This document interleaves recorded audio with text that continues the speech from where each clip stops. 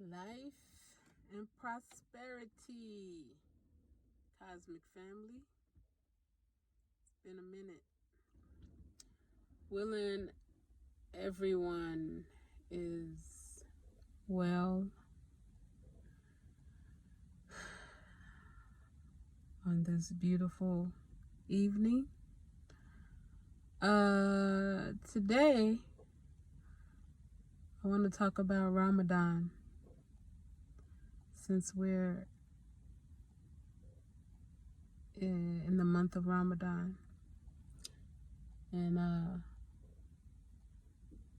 so all the Muslims, willing y'all had a good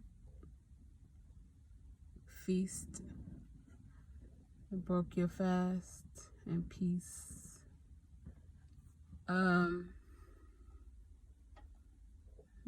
Okay, let's see. So I'll start saying I give thanks to the Most High and the divine ancestors, then turn into Ru. So I've been saying this message a lot, so I said I'm gonna make a video so I don't have to say it anymore. Okay, Ramadan. Oh, let me first say that for those that were like, what's your credentials and all that? Let's see, my credential, my cred is that I was married to a Muslim and lived with a Muslim family, and that's how I got introduced to Islam.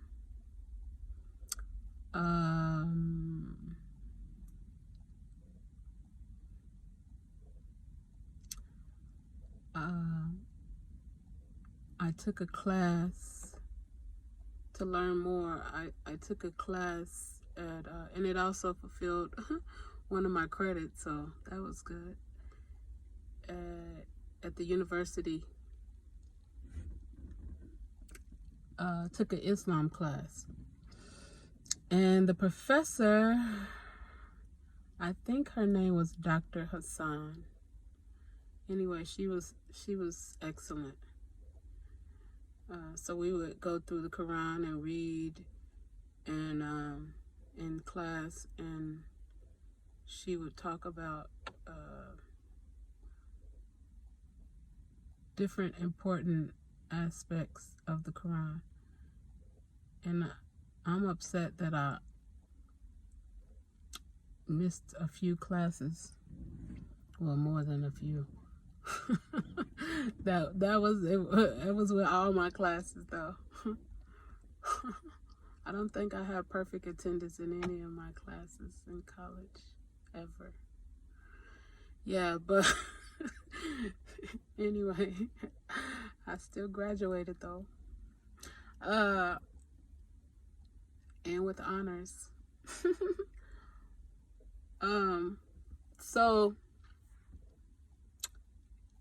I'll first say that with all, and I've studied a lot of religious worship with a lot of religions, and will say that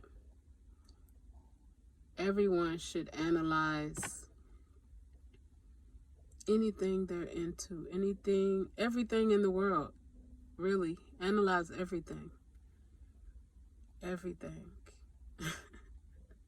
Critique everything, starting with your upbringing, those interactions,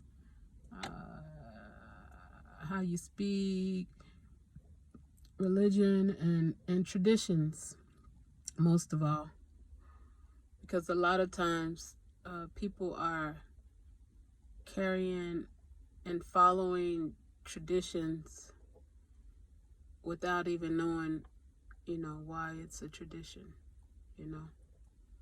just because their mother did it, and their mother before that did it, and their mother before that did it, So Um, okay, Ramadan.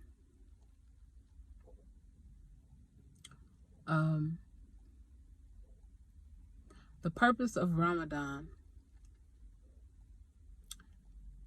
that many don't know, even that are Muslims, it is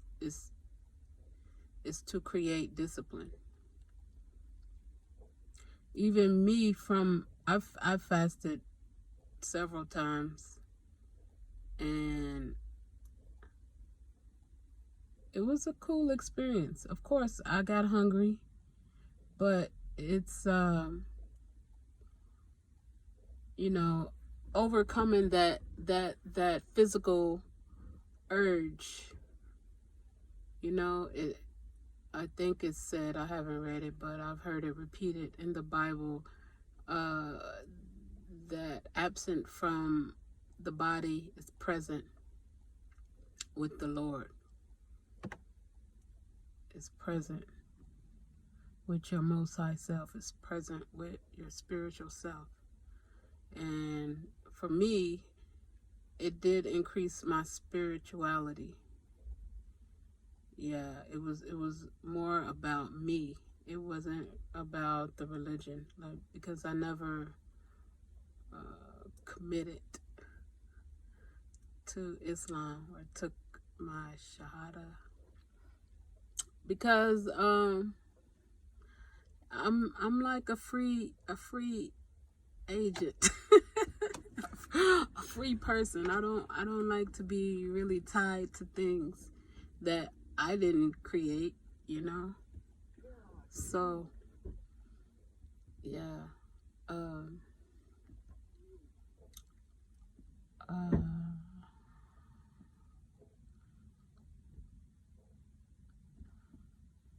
yeah, so that part. But um I was interested in Islam because Islam means peace, and I was on a search for peace in my life. So, yeah. So, the purpose, again, is to create discipline that many Muslims don't know. And it's to discipline you from urges and cravings, and for you to discipline yourself, actually, and create that discipline in yourself. It's just starting with food, refraining from food, and also sex. Like, so for those that don't know, like, while Muslims are fasting, they're supposed to refrain from sex, food, violence, arguing,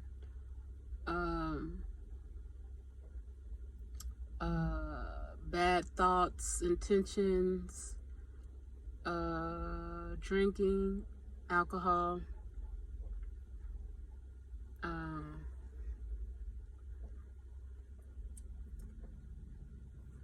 I think that's the major thing. Being abusive, all of those things.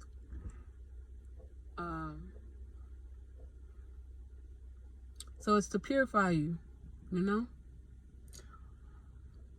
So, with that refraining,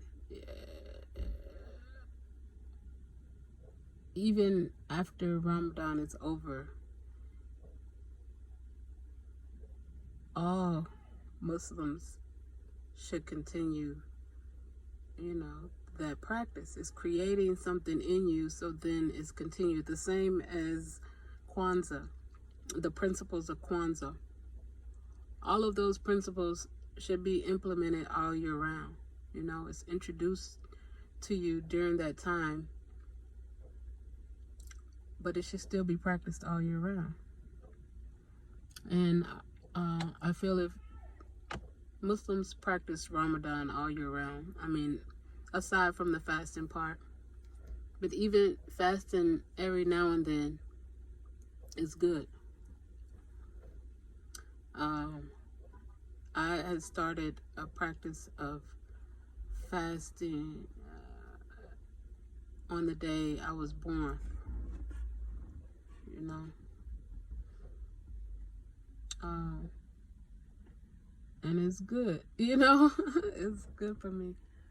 I got that from one of my brothers in Jamaica.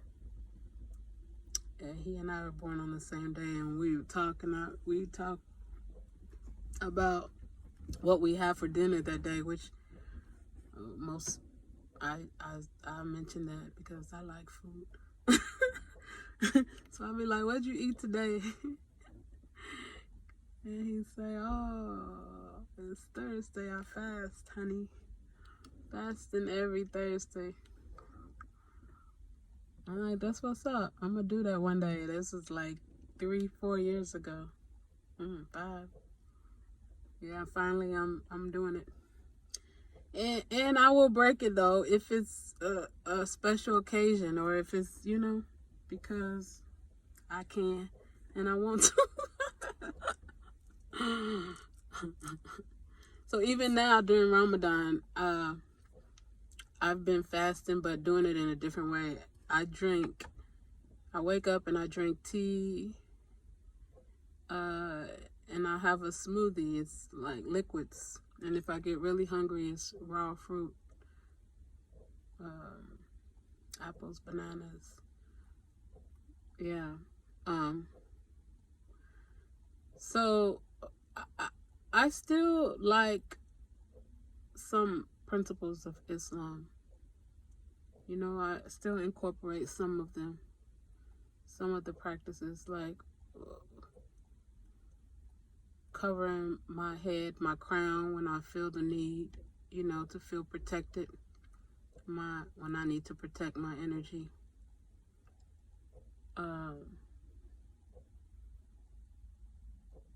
Yeah, and some other things. But the whole restricted thing, I'm a free person, and I love my freedom. I love it. So the restriction thing, I'm not good with restrictions. As far as being a part of any organization or religion and all this, because I'm a person that if I'm part of something, I'm gonna do it all the way. Like, yeah, I'm gonna be serious about that shit. So yeah, and it's in religion, to me, I've gotten away. A while ago, I got away from religion because of that. Not just Islam, but all religion has some dogma in it. All religion has dogma in it. So yeah, but the synergy and the power, I am a firm knower that when 2 or more are in agreement on a thing, it will be done. So that's one reason I like Ramadan, and I decided to fast this Ramadan. Is because the energy of people all over the world praying 5 times a day, you know, that's powerful. That's powerful. And it's not by accident that Muslims have been targeted, you know, because it's said to be the fastest growing religion, and because it teaches to fight against injustice and fight for righteousness and stand up for your rights. So that's one reason I love the religion too. But as I said, I don't have to participate in everything, follow everything, because there's some things that aren't being practiced rightfully. So, and that's one of the things. is Ramadan. Muslims they'll fast and go through the whole rigmarole, and then after after Ramadan, be right back to the same old shits. Even this brother told me in Ghana, it's so peaceful during Ramadan. It's like the crime is down and all this. And then right after Ramadan, it's back on and popping.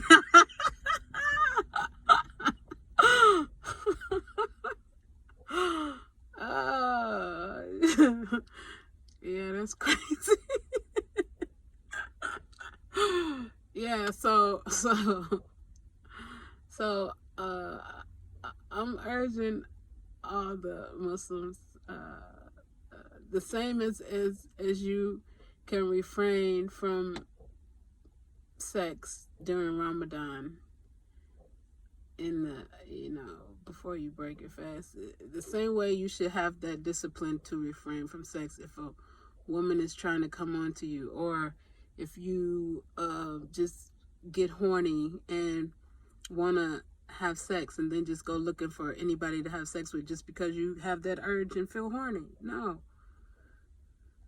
like you were supposed to have created that discipline in yourself to be able to refrain from that urge, yeah, that's what it's about. So yeah, another thing I'll speak on too is what I learned in the class about because this is one thing I really had an issue with, just because I saw that it wasn't working, and that's polygamy. A lot of men is on this polygamy thing, but it's been going on, and has it been working? Has it helped the world? Is the world better because of polygamy? No. So Dr. Hassan, well, I think that is her name. The professor, she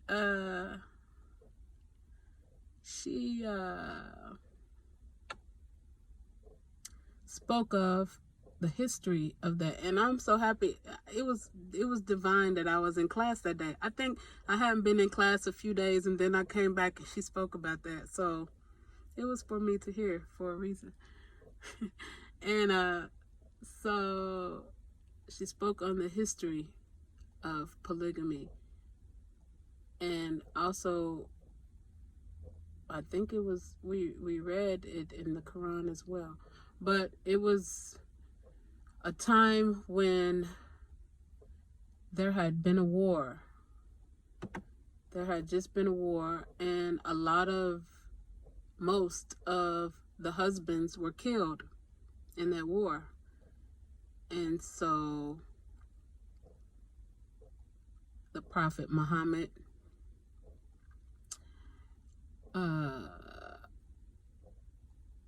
required that men marry those widowed women with children, you see, in order to take care of them and replace their husbands that were killed in the war. So that was why polygamy was created or ordained. That was the reason. That was the only reason. So even now, we'll see men married to a woman, and I've had friends, Muslim men friends, that be like, "Oh yeah, I can have 4 wives," not even knowing the history of why that tradition was started. So as I said, examine traditions and why they were started or created. And yes, there's many single women now with children that need husbands. Okay, fine. But that's not what's going on. The men that's taking other wives, they're taking single women, most of the time younger women, just because for sex. Because she's beautiful, they want to have more sex, more children, and all this. Okay, so that's not why it was created. So I give thanks for the knowledge that I've gained and the wisdom I've gained, and to continue passing it on to everyone else. Ashe. Peace and love, cosmic family. Stay up, up, up. Head tap.